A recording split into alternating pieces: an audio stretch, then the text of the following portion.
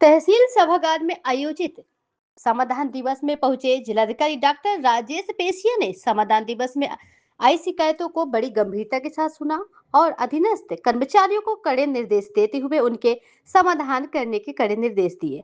साथ ही क्षेत्र में फैले तेंदुए के आतंक से जनता की सुरक्षा के लिए जनता को ग्राम चौपालों द्वारा जागरूक करने के भी कड़े निर्देश दिए।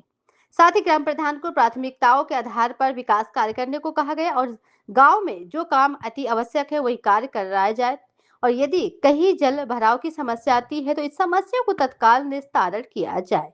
वंदे भारत से हरिश्चंद्र शर्मा की रिपोर्ट।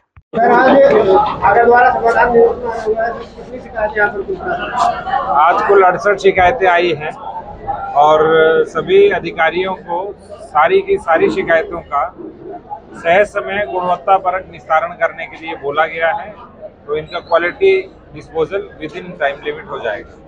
सर सभी गांव में जो जलभराव की शिकायत है उसको लेकर जो प्रशासन रखे गए हैं, इनका कहना है कि जो डीएम साहब का जल भराव से संबंधित शिकायत का मैंने पहले भी पत्र भी जारी किया था, स्पेशली सीडीओ साहब को भी बोला था, सभी वीडियोस को भी बोला है कि किसी भी स्थान पर जल भराव होने पर तत्काल उस जल की निकासी कराई जाए और उस समस्या का तत्काल समाधान कराया जाए।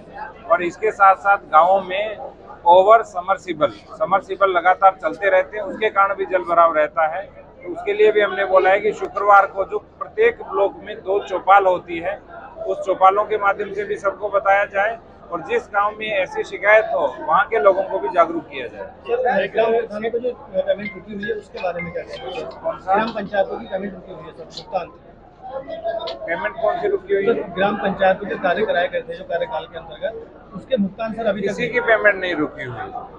जिसने काम कराया उसकी तो पेमेंट निकल ही रही है सर, पेमेंट किसी की नहीं रुकी हुई। बस ये है प्राथमिकता परिवर्तित करनी पड़ेगी। आप ये नहीं है कि केवल एक ही एक काम कराते रहें।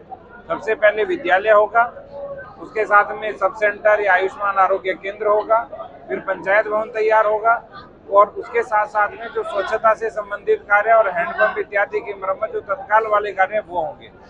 प्राथमिकता के आधार पे कार्य हैं वो पहले किए जाएंगे, जो सेकेंडरी काम है उनको सेकेंडरी लेवल पे लिया जाएगा, ये बोला गया है। सर जिस तरह से तेंदुए से हमले किए हो रहे हैं बार, इसके लिए क्या इंतजाम किए गए हैं सर? तेंदुए के लिए 16 पिंजरे लगाए गए हैं, कल 2 नए पिंजरे बन के आ गए, 18 पिंजरे हो गए, 8 पिंजरे का ऑर्डर और दिया हुआ है। 6 तेंदुए हमारे द्वारा पकड़ लिए गए हैं जिनको इटावा लाइन सफारी के अंदर रेस्क्यू किया गया है। इसके साथ साथ फॉरेस्ट की, प्रशासन की और पुलिस की सभी की टीम मौके पर है।